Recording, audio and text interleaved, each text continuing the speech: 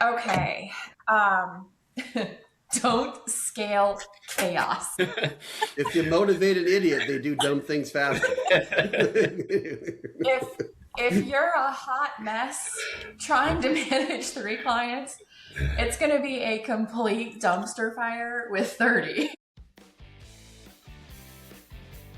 This is the Power Moves for Business Growth podcast, presented by Gulfside Business Solutions, where stories and strategies meet to fuel your growth.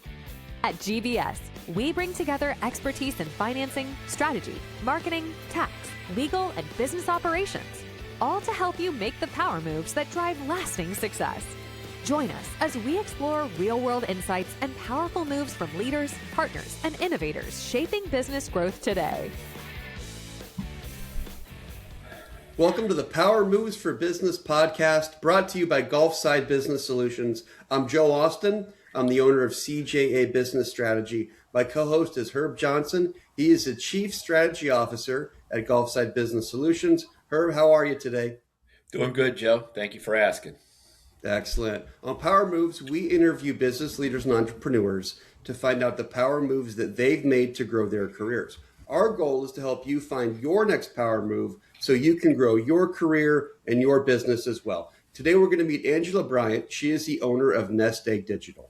With 25 years of strategic marketing experience across IT, government, and banking industries, Angela drives the development of targeted marketing programs that deliver positive results. I can attest to this firsthand. Angela, welcome to Power Moves. Hey guys, thank you so much for having me. I'm really excited to be here.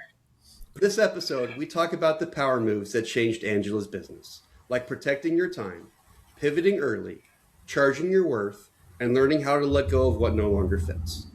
We also talk about the role intuition plays and how trusting it has helped her reinvent her business time and again. If you're building a business, rebuilding one, or just trying to keep yours from catching fire, this episode is for you. Come laugh with us, learn from Angela's 25-year highlight reel, and walk away with your next power move.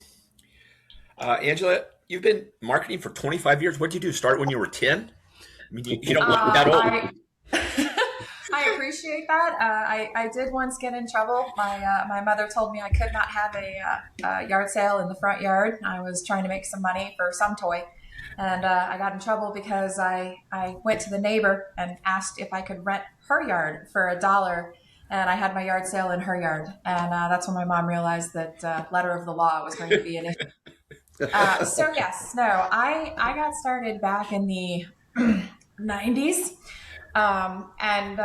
Funny story, I had just launched myself. I had just bought a condo. I had a whopping $600 a month mortgage payment. And I had my first big girl job. And I was so excited. And the recession hit. And I saw friends of mine who got fired, let go due to no fault of their own. And I was freaking out. Came home one day, had a come to Jesus talk with my cat, who was very unencumbered with my anxiety. And I literally thought to myself, I need a nest egg. And that's when I started my company to give me kind of another path to revenue in case I lost my job. Thankfully did not, but that's where we got started. Well, you know, to make you feel better, the 90s was kind of my heyday. So you're not that old. Don't worry about it. I'm interested in your response to this.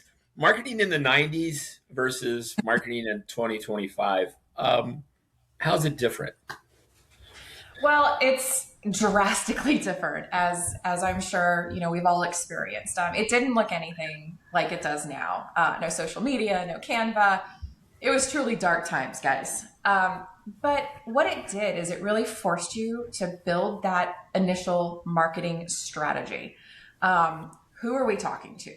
Where are they hanging out? What's important to them? What are we trying to get them to do? So by having that more traditional marketing foundation, I think that really helps me deliver those services because we start there with everything we do. It's not just, we don't just do ideas in a vacuum across digital. Digital, incredibly powerful. It allowed us to kind of put a black line between the advertising and marketing efforts we throw out there and ROI. So that has been a big benefit.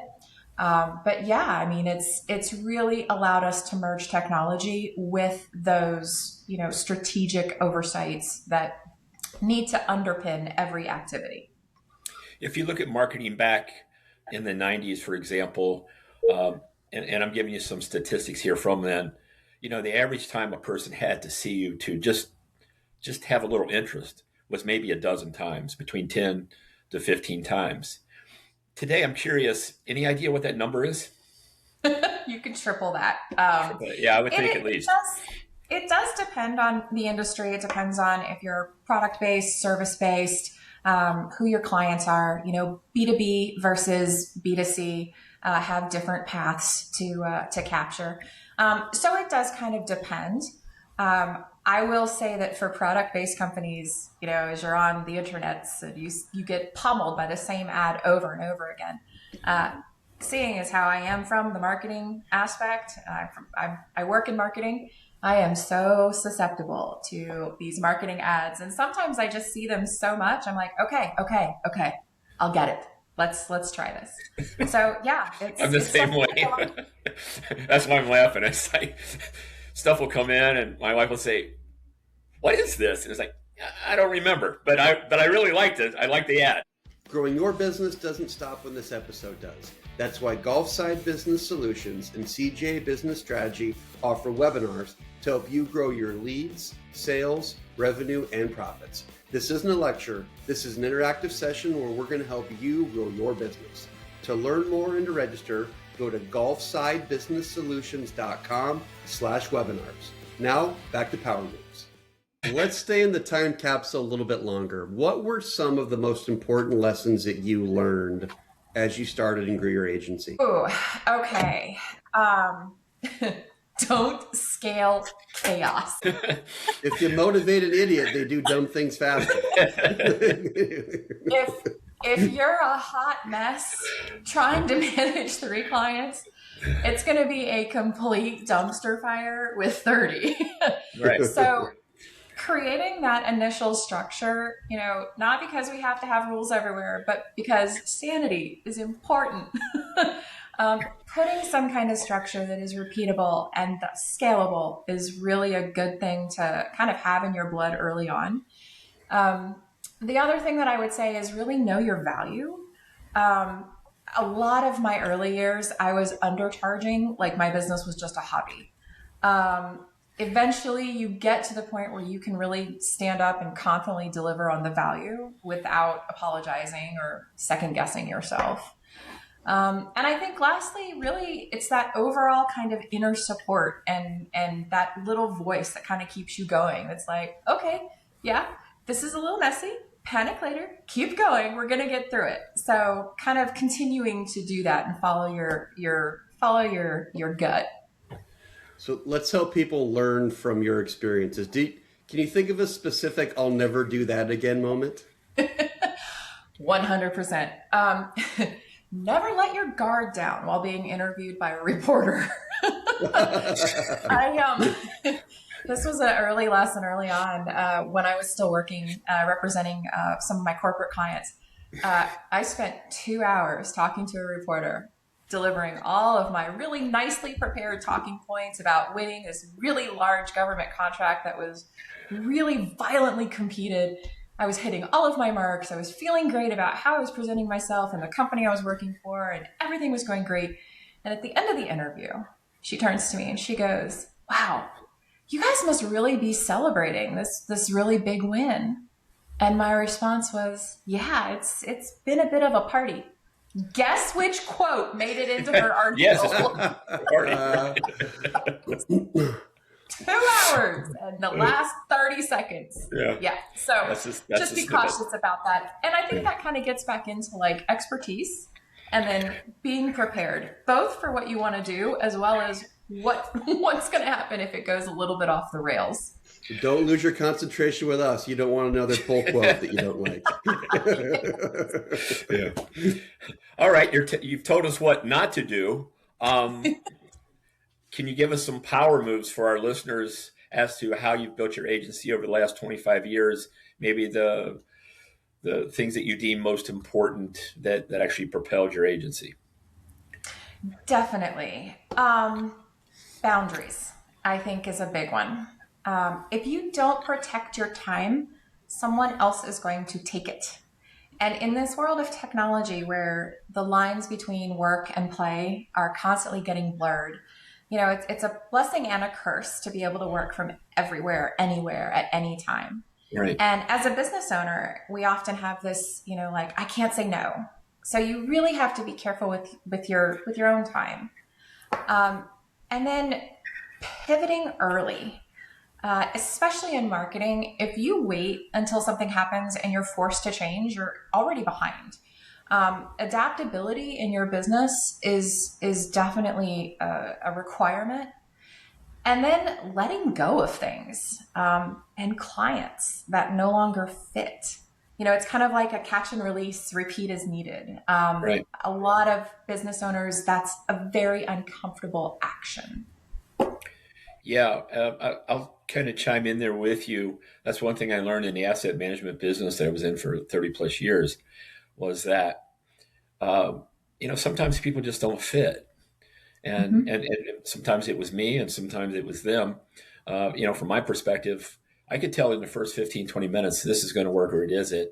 And if it didn't, Yeah. I just I'd refer them to three other people and go Mhm. there because just based on our personalities, I don't think it's going to work. To me, that was probably a game changer because I never worked with anybody I didn't want to work with from that point forward. And it's really hard when you're in business to have that mindset. The good Lord had blessed me enough to be able to do that. But yeah. So out of the three that you gave us, which one would you have preferred to happen quickest? The being confident enough in my business to say no. As a business owner, there's kind of this feast or famine mindset that infects you right from the start. And I really think that has the potential to cause more bad decisions than it really should. Um, and what I did find is once I kind of implemented, these power moves, I didn't really realize that that's what I was doing. But once I kind of had them in place, they require trust in myself, in the timing, in the bigger picture, in my people. And sometimes I couldn't see that bigger picture. And so you just kind of have to go. You have to go Yeah. with it. There are more power moves to be made, and we're going to help you. Right now, Gulfside Business Solutions is offering all of their business strategy books free of charge. This includes the Power Moves book, 2 business strategy books from me at CJA Business Strategy, and a marketing strategy book from our friends at Tylerica Marketing Systems. This offer might not last, so get your free resources now. Go to gulfsidebusinesssolutions.com/resources. Now, back to the show. There's a lot of career hopping these days. I think it's a generational thing. I don't want to paint anyone with a broad brush, but you're 25 years into marketing and you're obviously still passionate about it because, it's clear. What is it It that is. keeps you excited about your work? I would really say curiosity and purpose. I'm kind of a little bit like a butterfly with hiccups. You know, Marketing changes every 5 minutes, and I kind of love that. Like, that drives a lot of people crazy. But for me, it kind of keeps me on my toes in a fun way, not in a why is this happening to me way.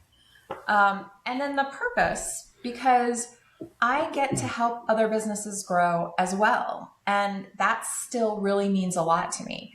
It's kind of like solving a puzzle all day, except the puzzles are people's dreams and efforts and legacy. And really, the combination of those two really keep me energized. Good. Very good. So tell us how, you kind of said helping other people, and that's kind of what I focused on in your response. Tell us how your faith, your intuition, all that kind of stuff, how has that guided you to be able to survive for 25 years, but not only survive, but prosper and still be passionate about it? I think that's a really good question. I would say on the decision making side, it really helps me slow down instead of immediately reacting. To your point earlier, if something feels rushed or misaligned or driven by fear, I've learned to pause and listen to that internal check. Some of my best decisions have really come from trusting a quiet, like, this doesn't fit feeling, even when something looks really good on paper. And I'd say with clients and partners, that same inner guidance helps me prioritize alignment over volume. You can't force a relationship to work. If expectations aren't clear, values don't match, or the partnership feels really one-sided, I've learned it's better to have an honest conversation early and even walk away than to push through and just create stress for everybody. I think finally, you don't need to have the entire plan mapped out to move forward. You just need that next step. That mindset has really shaped how I guide my clients too. We focus on progress, not perfection. We want to build momentum instead of waiting for everything to feel perfect and ready. And sometimes the most powerful move you can make in business or partnerships is really trusting that you're capable, you're resourceful, and you've already really built more resilience than you think. Yeah, I will tell you, to me, that's imperative, because you can't do everything. And Right. if people are trying to micromanage you, or they're constantly invading your space with questions that they can find elsewhere, it's not productive for anyone, and it's more frustrating. Absolutely. I tell you what, this is a part of the program where we ask you to tell people where they can find you at. Probably in a bookstore or the library. Still, That's not what we meant. How they can work with you. It's okay. If we got stalkers or something, now they know. I can be reached directly via email at angela@nest-egg.com, or you can go directly to our website at nest-egg.com, and that dash is a hyphen.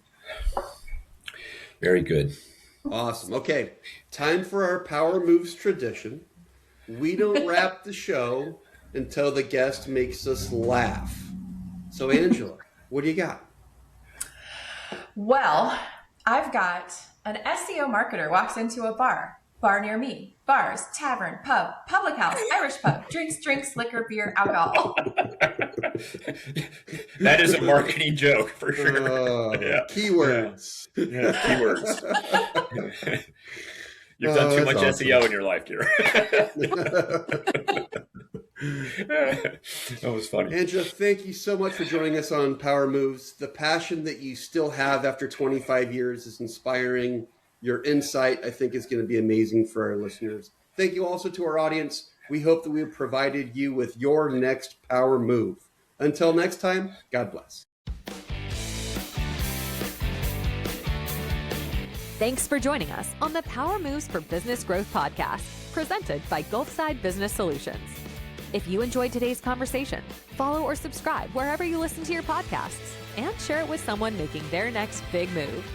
Learn more about how GBS helps businesses grow at gulfsidebusinesssolutions.com. Until next time, keep making the power moves that fuel your growth.